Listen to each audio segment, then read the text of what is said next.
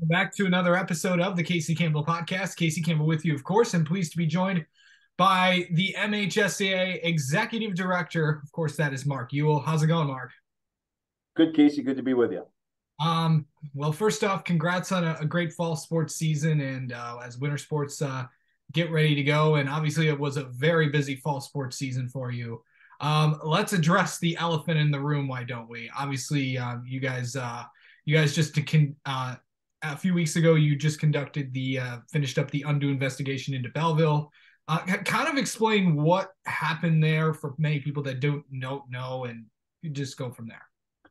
So I think I'll take it from maybe a little bit broader perspective. So what your listeners need to understand is that every summer, schools voluntarily join the MHSAA for that school year. So their boards of education have to approve a resolution, and schools join the MHSAA. And the way then that arrangement works is that schools adopt the MHSAA handbook, which again, it's not like the NCAA book of thousands and thousands of pages. There are 5 regulations in our book. The first 2 deal with high schools. The next 2 deal with junior high, middle school. And then the 5th regulation defines the penalties. But schools every year adopt those rules as their own. And the way that it works, and when you follow all the rules, then you get to participate in our postseason tournaments, and everybody gets access to all the things that the association offers. One of our rules in the first regulation is undue influence. It's an anti-recruiting rule that schools are able to do what they can to attract students in general, but you can't go out and try and recruit or attract students based primarily on athletics. And we get lots of allegations of this. Yes. We ignore nothing. So actually undue influence investigations are somewhat common. But of course, when you do find that a violation occurred, the school to this point has chosen not to appeal any of the findings in our investigation.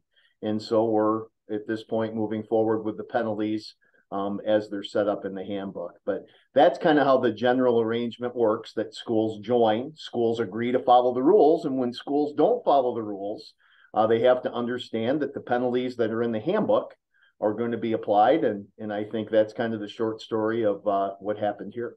Yeah. So going into this, I know that, there was also talks of, this is not the first time that you guys have dealt with this. And, over the years, and you told Mick McCabe this in the Free Press, you want to change the reputation saying that, you turn a blind eye toward everything and all that stuff. Since you've taken over this job, what's been the biggest thing that you've noticed with that since you took over? Well, I think I disagree a little bit with that reputation. Our school people that know of the violations that we process all the time, the schools that have turned in things that have led to that, I don't think they characterize it as things don't happen. As I said to the previous question, we ignore nothing. We don't go running to the media every time we have a violation. I think part of being a professional is when one of your member schools does violate the rules. Yeah, you need to give them a penalty and you need to address it, but I don't think that public shaming should also come with that. And if, some people disagree with that, so be it. The thing that I guess at my core and really what a good part of my background has been is as an official. And when you grow up as an official, you realize that, when somebody slides illegally at second base, that's interference. And what the rule book says is when you have interference, it's an automatic double play and you call it. In our handbook, when it says that you have a violation of undue influence, it says that the adult involved has a minimum penalty of at least fill in the blank years based on the number of violations and the severity. So when that happens, you call it. When you've got a transfer situation and you don't have a full and complete move, it says that the kid is not eligible. Same thing, you need to step up and you need to make that call. You don't, by the way, that illegal slide at second base, doesn't matter if it's the best player on the team, the worst player on the team, a kid who might get drafted, a kid who might not get drafted. It really doesn't matter. And that's something where, every one of these that reaches my desk, you try and handle them consistently. You try and handle them by the rules, and you try and do it in the most fair way to everybody involved. For sure. All right, let's talk more about football, the ever-changing football playoffs. They going to stay? Is there okay? Is there something with that? Are we going to see change with that? Are we going to go to the everybody's in format, or are we going to kind of stay the same, or is that still kind of up in the air of what we're going to do here in Michigan? I think this was my 30th season where I have been involved with high school football, either as a coach, administrator, or staff member here at the MHSAA. What I can tell you, Casey, is that over every one of my 30 years in this business, there have been talk about football in general, whether it be about the playoffs, but really more, what really comes up more is regular season scheduling and the challenges that schools have to find games. We just completed our second year using the strength of schedule formula where schools qualify to get into the playoffs. You do a poll or you take a survey, and you do get mixed messages of some would like everybody in, some like exactly what we're doing. So we actually had a good conversation with our board last week, Friday. We did take some data again from our football community, let them know that we'll continue the conversation. But I think the biggest thing that came out of our meeting last week is for the fall of 23, you should anticipate no change. The survey data that we're getting back, yeah, you've got some different views, but there's by no means an overwhelming consensus that, well, a change to this system or that system is going to make all of our regular season scheduling issues go away. The reality is this: by the time you get to either the second or third round of the football playoffs, it's the best teams that are left playing. And really what you're tweaking and changing are maybe that dozen to 2 dozen teams that are just barely getting into the playoffs and are maybe around for that first round or so. But it's so you talk about the playoffs are the issue. I would disagree that by the time you hit week 2 or week 3, everybody that should be playing at that point is in. And it really doesn't matter how you got there. I think the issues that need to continue to be addressed are, okay, the bubble teams, because under the old system, the bubble teams that got in were ones that found 6 wins somehow. Now the bubble teams that get in are the ones that maybe have less than 6 wins, but they've played a tougher schedule. Yeah. So the question is, well, the 26 win teams that got in, are they better than the 4 or 5 teams that got in but played a tougher schedule? So that's really the group you're debating. And then I think the bigger conversation is, well, how then do the bubble teams that are getting in, how is that affecting regular season scheduling? Because you ask ADs, the issue isn't the playoffs. The issue is the playoff qualification and how it's affecting who I can find during the regular season to play us. So stay tuned. But again, it's important that I don't see any change happening at least for at least another year. That next fall is going to look like it did this past fall. Turning to basketball now, I know a lot of people, speaking of age-old questions, is the shot clock coming to high school basketball? So the National Federation, they're the organization that writes the national playing rules for all states, have given states an option of wanting to use the shot clock. And so I think nationwide there are, I can tell you in Big Ten country, there are 2 states that have adopted it. Iowa and Minnesota are the 2 states that are using the shot clock. Many of the rest of us are not. We went from 20 regular season games last year to 22. When you ask the basketball community, what is your top priority for something to get addressed and changed? It was the number of games. So we'll continue to get data on that. Certainly there are some pretty strong opinions on the shot clock. We are not seeing dozens of games where a team is holding the ball for an entire quarter and not taking a shot, and the team is winning 8-4. If we do have an 8-4 game, it's not because they're holding the ball. An 8-4 game is we're just having a hard time scoring, or a very low scoring game. So part of it is, if we had a state championship game or a game in our tournament where a team is taking on a top rated team, and that's going to be the strategy, and we're, like I said, going to try and win 12-10. The reality is we're just not seeing that. But we'll continue to listen. We'll continue to take data. But especially from coaches, I think are a little more in support of it. When you talk about athletic directors, there is not much support. And that's based on the survey data that we're getting. Okay. You talk about, I know basketball kind of got of course, the biggest change this year, those two extra regular season games, which means the season kind of got more condensed at the start of the season. How do you think that's going from the ADs and coaches that you guys talked to? So, coach, really, our basketball community wanted two things. They wanted more games, but they were not interested in the season length in terms of weeks on the calendar being any longer. So, actually, we went from 20 to 22 games, and we actually delayed practice by 1 week because there are many times that a basketball team is only playing once during the week, and I think what our coaches wanted was give us two more games, and you know what, we'll make this thing work in a little tighter window. The other thing that changed, Casey, is under our old schedule last year, a team had to practice for 3 weeks before you could play your first game. And what we've now done is we've reduced that to two.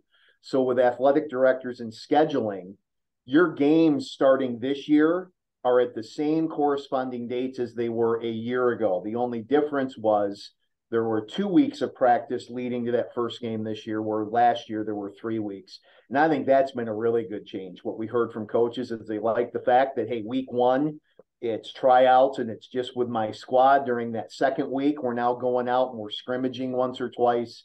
And now once we hit week three, we're ready to play. And I think that has been, Casey, a really good change so far.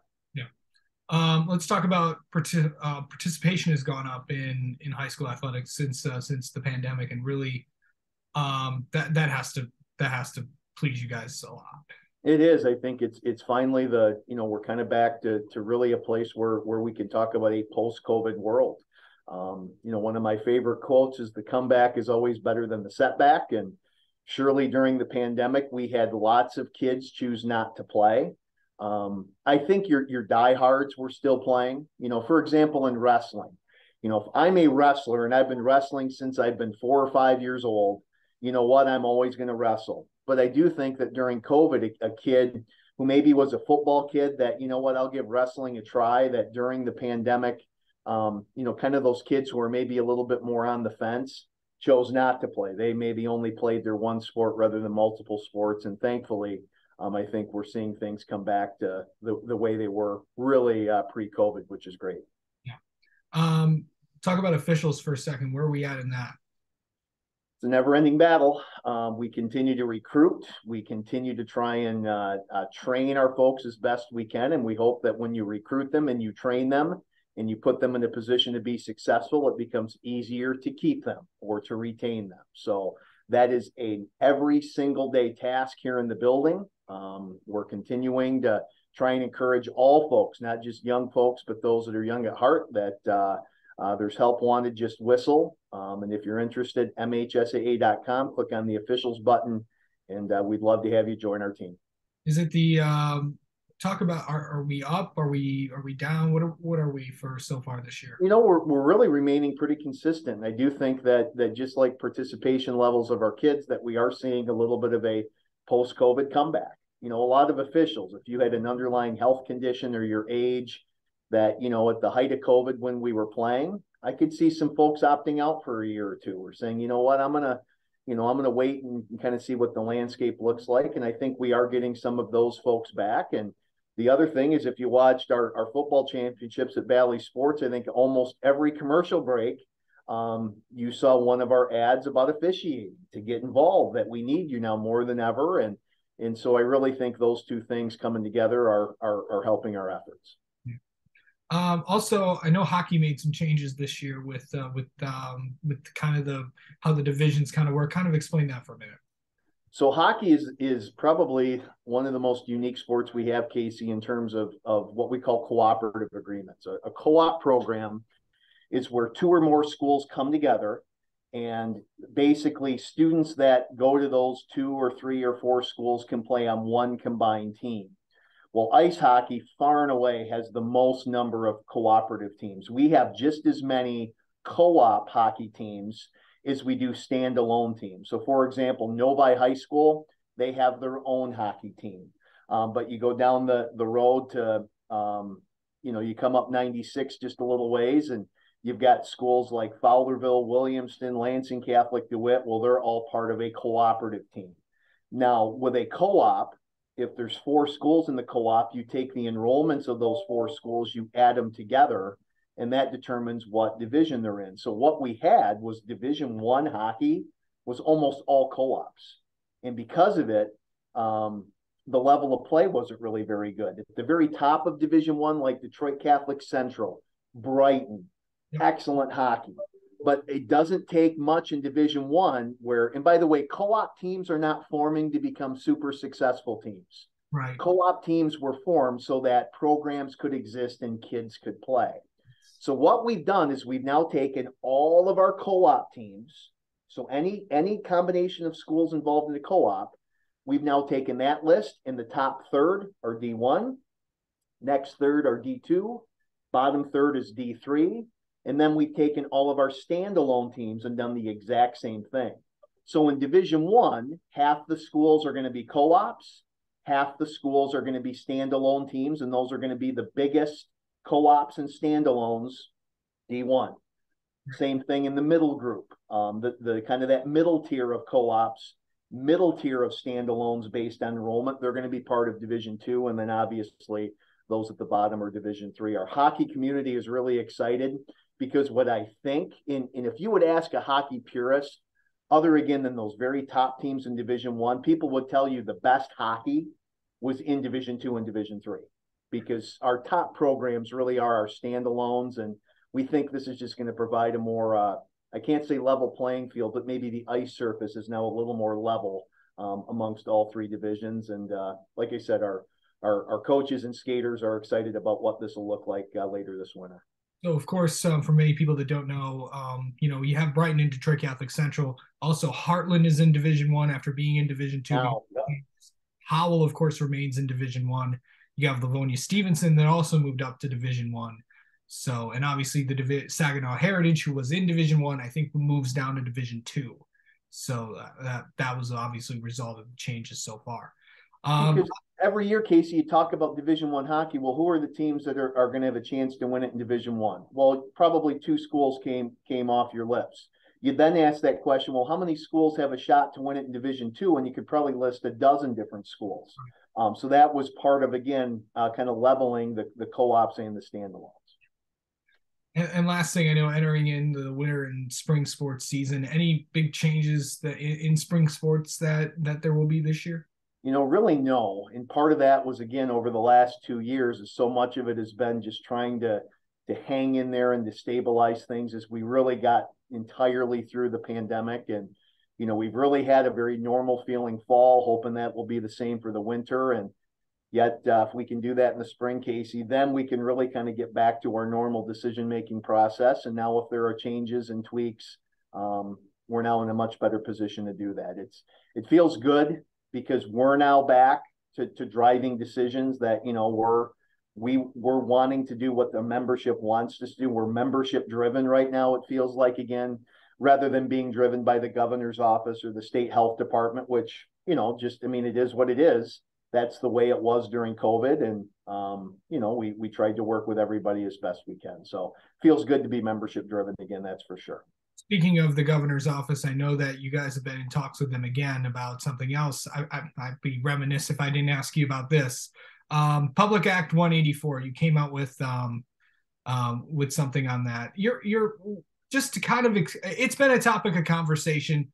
Explain what it is and what the problem is with that. Before last July, the retirement rules for public educators were what we called the 30 and 30 rule. So I've been a 30-year classroom teacher. I decide that, in June I want to retire as a teacher. However, I'm really not sure exactly what I want to do next. And I've been the girls basketball coach at my school for the last 22 seasons. I want to retire from the classroom, but I want to coach for another year or two as I kind of transition out. It gives me something to do. I'm still connected with kids, but yet I'm not in the classroom every day. Under the old system, I would retire at the end of June. I had to, for then the 30 and 30, for the next 30 days, there had to be a separation from my district. So during the month of July, I had no summer contact with my school district. So 30 days, break. After those 30 days, I could now come back and coach or substitute teach or be a substitute bus driver or be a person that helped out in the cafeteria 2 days a week or volunteered to do the scorebook at home games or be the PA announcer of any of those things. When I would then come back, I could do that as long as I wasn't making more than 30% of what my salary was on the day I retired. So if I was a classroom teacher making, I'll just use a round number, if after 30 years of teaching, I was making $70,000 as a teacher, after my 30-day separation, and I wanted to come back and keep being the girls' basketball coach making $3,500 for the season, I could do that because that obviously was far less than 30% of my 70,000. So we good so far, Casey, on what the old system was, the 30 and 30. Yeah. Well, with the new system, what they passed this last July, and by the way, there was no phase-in period. It was immediate.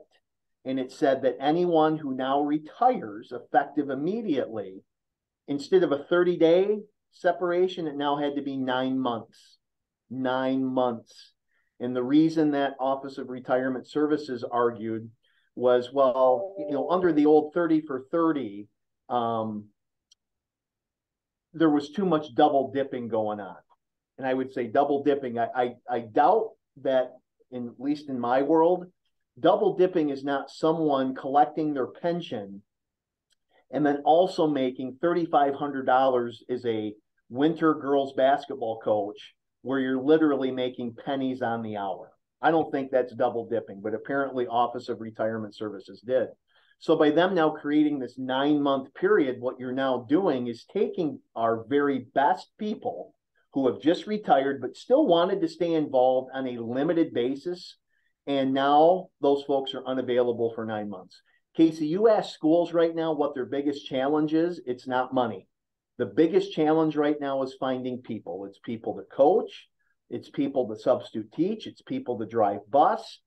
And during a time where people are at a critical shortage, for our state government leaders to decide now's the time to take a pool of the most qualified people and say, instead of waiting for 30 days, you've now got to wait for 270 days, I just believe is absolute insanity. So with the new legislative session that will begin after the first of the year, we are working as we speak to get a bill sponsor on board to get an amendment, really an amendment law written that we can get moved forward, and hopefully we can get this addressed here moving forward. So stay tuned. All right. Sounds good. Mark Ewell, it's always good to talk with you. Best of luck. Congrats on a fall sports season. Best of luck the rest of the year. Thanks, Casey.